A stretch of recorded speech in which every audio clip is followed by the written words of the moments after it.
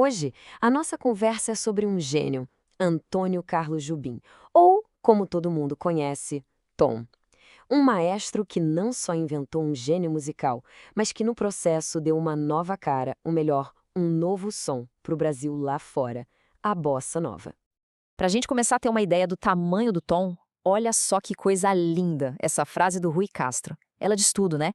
A música dele não era só nota, era paisagem. Era o Brasil inteiro, com toda a sua natureza, saindo de dentro do piano.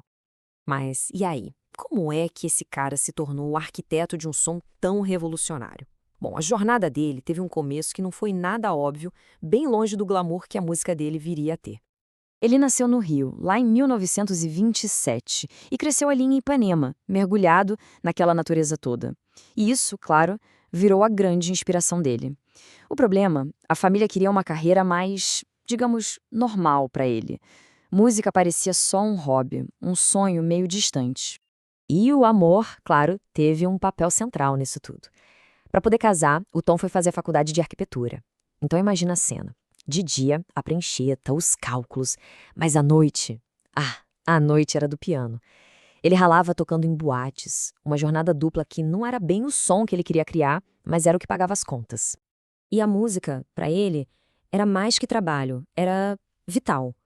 Nas palavras do próprio Tom, o piano não era só um instrumento, era quase um terapeuta, um espelho para ele se entender.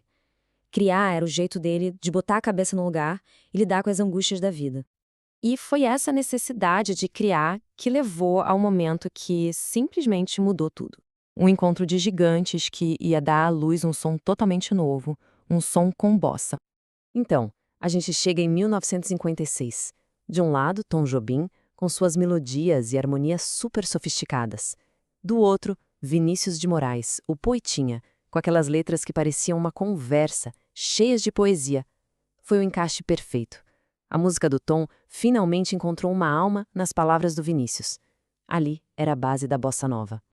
Mas ainda faltava o tempero final, o ritmo. E ele veio da Bahia, com João Gilberto.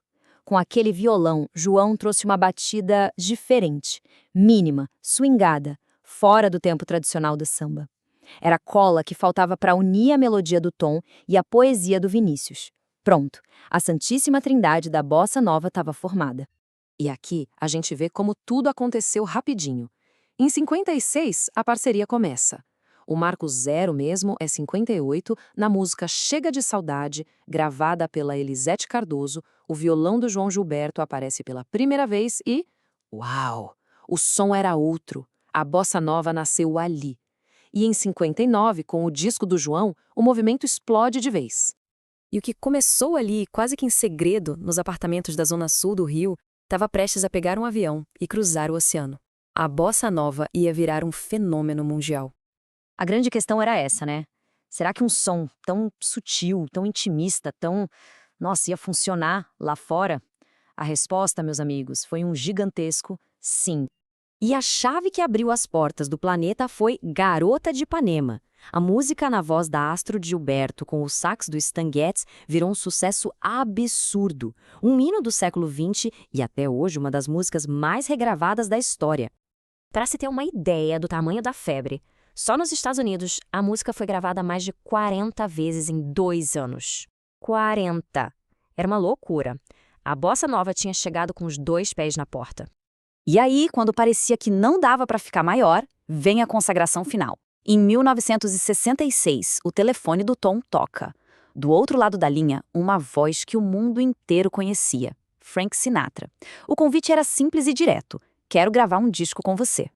E a resposta do Tom tinha que ser a cara dele. Simples, elegante, perfeitamente.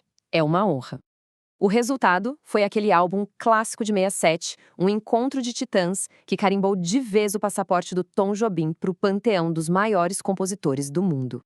Com o mundo aos seus pés, o que fica é um legado que não tem tempo, não tem fronteira. Um legado que transformou Tom Jobim num verdadeiro ícone da nossa cultura. A grande genialidade do Tom talvez fosse essa capacidade de misturar tudo. Ele pegava a sofisticação de compositores clássicos, como Debussy, juntava com as raízes brasileiras de Villa-Lobos e Pixinguinha e ainda botava uma pitada da liberdade do jazz. E dessa mistura toda sai um som que era único, que era universal. Essa frase bota tudo em perspectiva. Pensa bem, a Argentina tem seu Borges na literatura, a Espanha tem o Picasso nas artes, a Alemanha tem Beethoven na música. E o Brasil? O Brasil tem Tom Jobim. Ele é o nosso gênio de calibre mundial, a nossa assinatura artística para o planeta. E essa conquista toda pode ser resumida numa expressão poderosa: nossa suprema vingança. Mas calma, é uma vingança do bem, uma vingança cultural. Num mundo que às vezes só via o Brasil pelos estereótipos, a bossa nova foi a nossa resposta. Uma resposta elegante, sutil, que conquistou todo mundo pela beleza. E a gente termina com essa reflexão. A história do Tom, daquele jovem dividido entre a arquitetura e o piano, até se tornar um ícone global, deixa essa pergunta no ar. É a prova de que a visão de um artista pode, sim, criar pontes, derrubar fronteiras e, no fim das contas, dar uma nova voz a uma nação inteira.